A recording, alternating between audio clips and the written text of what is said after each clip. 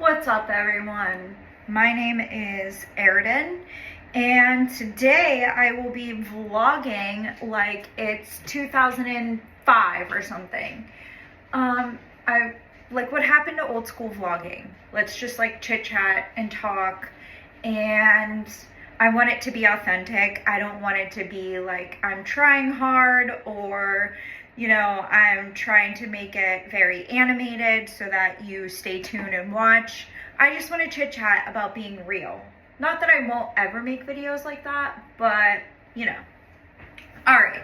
So the topic that I wanted to discuss is me. I've been doing the rapid eye movement therapy, and I've been making a lot of connections with my inner self, my old self. And part of that is recognizing and being honest with the person that I was. And I was thinking about it, and sometimes I like re-loop my old behaviors into a new day. So these past couple days, I've noticed that I wake up with a negative mindset. Like the moment I wake up, I'm like, this day's gonna suck. Oh my God, I hope so-and-so isn't working. I hope I don't get this annoying assignment.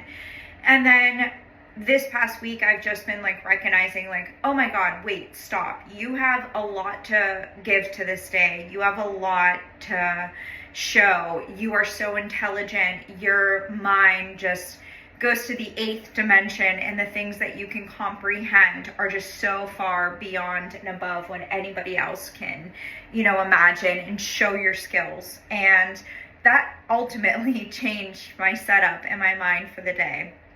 Today I was thinking about my old self, and something from like a memory from high school popped up.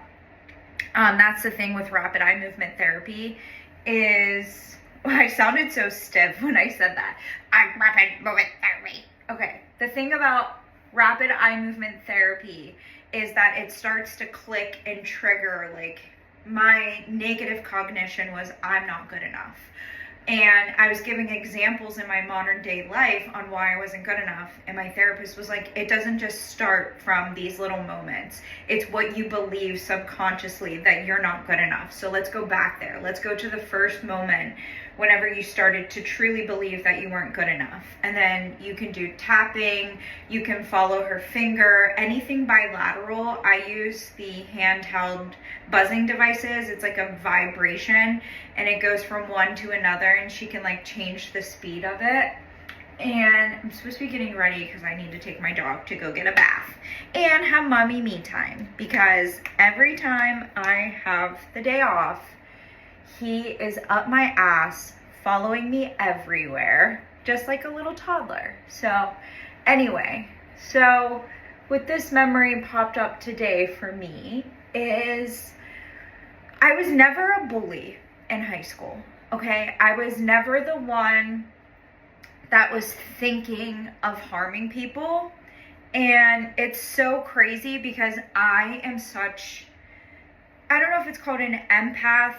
Well, yeah, because I can like feel when other people are feeling left out or feel hurt, and I don't like that feeling. And oftentimes, I will just assume like I need to separate my boundaries and myself, because my whole life I have just been like trying to coddle the people that I think need coddling, and then it ends up like it backfiring on me because my emotions and my boundaries get walked all over, and it was only because I felt bad for them. Like they could take care of themselves, like they, and like I just like assumed that they just needed me. And then there were often times where like mixed signals would get involved, because it would be like a boy that I felt like was getting bullied or picked on, and I'm like, oh, like, do you want to like sit with us? And then they would think like, oh, she likes me. Meanwhile, I just felt like they couldn't stick up for themselves, and I felt like they were an outcast because they were alone. Meanwhile, maybe they wanted to be alone. So things like that, like I put my emotions on other people. So thinking about that, it was, I wasn't the bully, but because I was with bullies and didn't speak up, that made me a bully. And I'm now recognizing that. as I'm older is there's a lot of moments and situations where I was put in that I was like, you know, that's not right, or like that's mean for them to say that. For example, whenever I was 19, I had an internship with the Disney College program, and my one roommate that I had was just this evil girl, like evil girl. She was just not a nice person. And she knew exactly who the people, her targets were. She had targets. And our one roommate, we'll call her G. Our one roommate, G, she was like an art student. She was very mindful of her own space. She just wanted to just chill. Like she just wasn't about the drama, just wanted to do her own thing. Like she had like a little blanket above like where our bunk bed. I was on the top bunk and she was on the bottom, and it never like bothered me. Like I was just like, yeah, you want your space, whatever. For some reason, this bitch girl, we'll call her A, this one girl A, it just bothered her so much. It bothered her to the point where she would make comments like, are you gonna come out of your cave? Are you gonna like remove the blankets? And I would just sit there and just be like, oh, that's between them two. You know, like, I don't know. I just met these people. So who was I gonna be like, okay, hey, that's enough, stop. You know, like, I didn't do that. And then there was one moment where we came home and we were in an apartment and it was like absolutely no pets, no animals. Well, A knew how much G was very rule bound and like, you know, I just want to just keep the peace, you know. And A came in and was like, hey G, we got a puppy. And I don't know like what made her think of that or like think to say that or why. She obviously wanted to get a rise out of G. And G was like, wait, what? We can't have a puppy? She starts like freaking out, as A would know. And that's whenever small little voice was just like, no, she's just kidding. Like, we don't have a puppy. We're not getting a puppy. I don't know why she said that. So then A gets like this Valley Girl voice and was like, gee, you don't want a puppy? You don't like puppies? And then I'm like, oh my God, why do I even fucking like this girl? Like, she's so fucking fake. Like, I remember just thinking this in the moment. Like, she's just so fucking fake. So,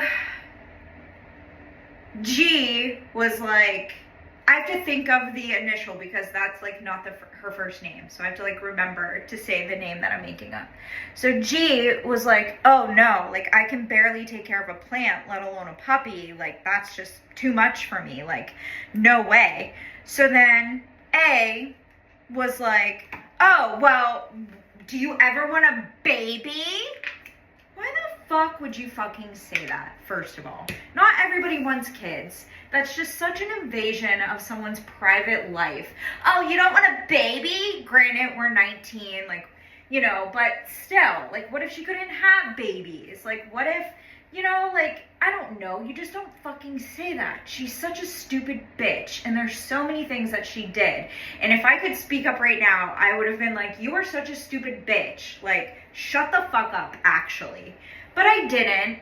And so then the girl was like, oh, no, like, I definitely not now. And then, I kid you not, the girl A follows up with this statement. She says, oh, if you can find anyone to mate with. That was the moment I was like, oh my God, I need to step away from this girl. Not only did that moment happen, but so many moments were red flags. But then she would do sweet things for me, like let me take her car. She would pick me up from work. She took me to a Dodgers game. But say me and somebody were having a conversation, she would cut in the middle and then just start playing with my hair and put her back to you and just like cut off the combo. Okay, anyways. But she wasn't a lesbian because she hooked up with guys at my job who had girlfriends. So, anyway, just a mean fucking girl, like from a movie. Like I've never witnessed a mean girl in like live action person, and I was just like, oh my fucking god, like this is not me at all. So then I started like backing away, and then she turned the roommates against me. She threw my wallet in the trash. It was found by a homeless man. Yes, a lot of shit this girl fucking did. But so all that to say is I didn't speak up because I had no voice. And in the moment, I was just glad that it wasn't me being picked on. But then I realized that that actually made me a bully, is that, oh, like, I'm just going to allow these conversations to happen. And, you know, as I look back, I think, like, that's like somebody getting hurt and then everybody's just sitting there with a phone, just recording. Like, and I always see those videos and I'm like, how, like, does that happen? I would be the first to jump in. But then I think about moments like that and then I'm like, but I was a teenager. I'm an adult now. And I vouch to never allow anyone to, like, if I witness somebody just feeling like they're left out or whatever, like, not that I'm gonna be an empath and make them feel like, oh, they need to be wanted, but if I actively see bullying, I'm gonna call it out. Like, because there was another moment where this girl, she like was still wearing an N95 mask at work, and I didn't think anything of it, but every single person made comments about it. Meanwhile, it, like, somebody asked her, and I overheard her response, and she was like, oh, I see my grandma every Sunday for dinner, like, I just wear it for protection for her. And, like, I kind of felt like all day I could have been like, you know, you don't need to explain yourself, or like, you know, gave her a comment to like make her feel like you're not alone. But then again, I was just like, but that's like me saying she doesn't know how to defend herself or speak up for herself. So I'm trying to find a balance, but I have to go take my dog for the groomer. So bye, more vlogs to come.